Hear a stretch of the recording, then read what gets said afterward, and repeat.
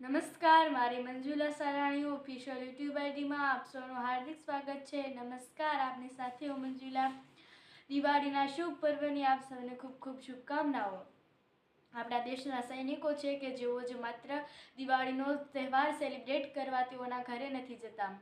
કેટલો હર્ષભેર આપણે આ આનંદ અને આનંદની સાથે આ તહેવાર ઉજવીએ છીએ, ત્યારે આપણા દેશના સૈનિકો બોર્ડર પર રહી અને પોતાની ડ્યુટી કરી રહ્યા છે. તે આપણા દેશને સુરક્ષા માટે જીવી રહ્યા છે. એવી જ રીતે દેશના સૈનિકોને ગૌરવ અપાવવા માટે અને તેઓને એક એવા અભિનંદન પાઠવવા માટે આપણા વડાપ્રધાન શ્રી નરેન્દ્ર મોદી પહોંચ્યા છે આજે ગોવા ખાતે.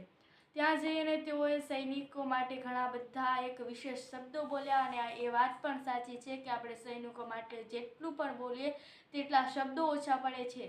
કારણ કે દેશના સૈનિકો એવા છે કે જે દેશ માટે બોર્ડર પર રહીને આપણા દેશને સુરક્ષિત રાખે છે. નહીંતર તો આ દિવાળીના તહેવારો છે તે કેવા જતા હોય તે આપણે બધાને ખબર જ છે, અને શું પરિસ્થિતિઓ થાય છે તે પણ આપણે બધાને ખબર જ છે. આપણા દેશના સૈનિકોને પણ આવી જ રીતે આપણે જેવી રીતે તહેવારો સેલિબ્રેટ કરીએ છીએ તેવી જ રીતે તેઓને પણ એક એવો આનંદ હશે કે દિવાળીના તહેવારોમાં આપણે આપણા ઘરે જઈશું ને ત્યાં જઈએ ને આપણા પરિવાર સાથે રહીને આ દિવાળીનો તહેવાર ઉજવીશું. પરંતુ તેઓને એક રજા ન મળતા તેઓ પોતે અત્યારે તેઓની ડ્યુટી પર છે. ત્યારે નરેન્દ્ર મોદી ગોવા જઈ અને તેઓને એવું કહી રહ્યા છે કે હું તમારા માટે જેટલું પણ બોલું તેટલું ઓછું છે, કારણ કે તમે દેશ માટે જે કાર્ય કર્યું છે તે કદાચ પણ ભૂલી શકાય એવું નથી. અને એ વાત ખૂબ સાચી, એ ખોટી લેવા આવી નથી. કારણ કે આપણા દેશના સૈનિકો જે આપણા માટે કરે છે તેવું કોઈ જ નથી કરતું. ઓપરેશન સિંદૂર વિશે પણ નરેન્દ્ર મોદીએ કહ્યું.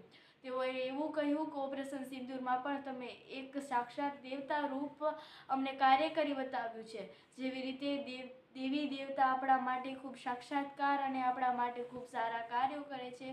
આપણે જેવી રીતે વિનંતી કરીએ છીએ, તેઓને સમરીએ છીએ અને પછી તે આપણે સાક્ષાત પ્રગટ થઈએ અને આપણને દર્શન આપે છે. તેવી જ રીતે આપણા દેશના સૈનિકો પણ એક દેવતાના રૂપમાં છે. તેઓએ ઓપરેશન સિંદૂરમાં ઘણા બધા રોલ ભજવ્યા.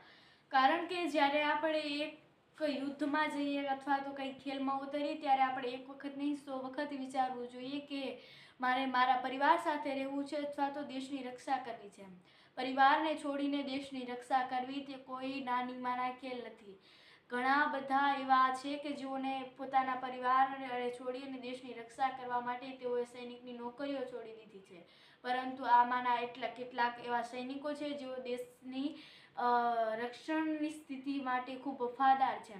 ઘણા બધા એવા લોકો હોય છે કે જેઓ દેશ પ્રત્યે વફાદાર નથી હોતા. દેશની સુરક્ષા છે કે નહીં તેઓને એવું લાગે છે, અને તેઓને એવું લાગે છે કે આપણે દેશની સુરક્ષા વગર જીવી લઈશું. આ જો સૈનિકો ના હોય તો પણ આપણું જીવન ચાલ્યું જશે. આવા આપણા ભારતમાં નહીં પરંતુ સમગ્ર વિશ્વના દેશોમાં વિચારતા ઘણા લોકો છે. પરંતુ તેઓને એવી નથી ખબર કે દેશના સૈનિકો ના હોય તો આપણી પરિસ્થિતિ શું થવાની છે. આપણે આ તો લોકશાહીમાં જીવી રહ્યા છીએ, પરંતુ પહેલાંના જો આપણી ઘટનાઓને સાંભળીએ તો ખબર પડે કે જ્યારે દેશની કોઈ સુરક્ષા ન હોય ત્યારે કેવી પરિસ્થિતિઓ થાય છે. પરંતુ આ સૈનિકોનો આપણે ખૂબ ખૂબ આભાર માન્યા જેવો છે, કારણ કે તેઓ દેશ માટે સારી એવું વ્યક્તિત્વ ભજવી રહ્યા છે. માનનીય નરેન્દ્ર મોદી એવું કહ્યું કે જ્યારે તમે ઓપરેશન સિંદૂર સામે જે ઓપરેશન સિંદૂરમાં જ્યારે તમે લડ્યા હતા અને લડી અને પછી તેઓએ દેશને સફળતા અપાવી, ત્યારે મને એવું થયું હતું કે આપણા દેશમાં પણ એવું કંઈક છે. આપણા દેશના સૈનિકોમાં પણ એક એવી તાકાત છે કે બીજાને જવાબ આપી શકે. આપણા દેશે પાકિસ્તાનને ખૂબ સારો જવાબ આપ્યો હતો અને આપણા દેશને સફળતા પણ મળી હતી. આ પ્રત્યે નરેન્દ્ર મોદીએ કહ્યું કે હું તમને એક અભિનંદન પાઠવવા માટે અહીંયા આવ્યો છું અને આજે પણ તમારો ખૂબ ખૂબ આભાર માની રહ્યો છું. તેમણે ફરી તેઓના આભાર માન્યા હતા, અભિનંદન પાઠવ્યા હતા અને કહ્યું હતું કે હું તમારા પ્રત્યે એટલું ગૌરવ પામી રહ્યો છું કે મારા દેશના એવા કેટલાક વ્યક્તિઓ છે કે જેઓએ આપણા દેશ માટે સારું કાર્ય કરીને બતાવ્યું છે. અને આપણે પણ આપણા દેશના સૈનિકોને આપણે એક દેવતાના રૂપમાં માનવા જોઈએ. કારણ કે જો આપણા દેશના સૈનિકો આજે દેશની સુરક્ષા ન કરી રહ્યા હોત તો આપણો દેશ અત્યારે આવી રીતે જીવી ન રહ્યો હોત ને આપણે જેવી રીતે દિવાળીનો તહેવાર અથવા તો બીજા તહેવારો મનાવીએ છીએ તેવી રીતે આપણે બીજા તહેવારો પણ ન મનાવી રહ્યા હોત.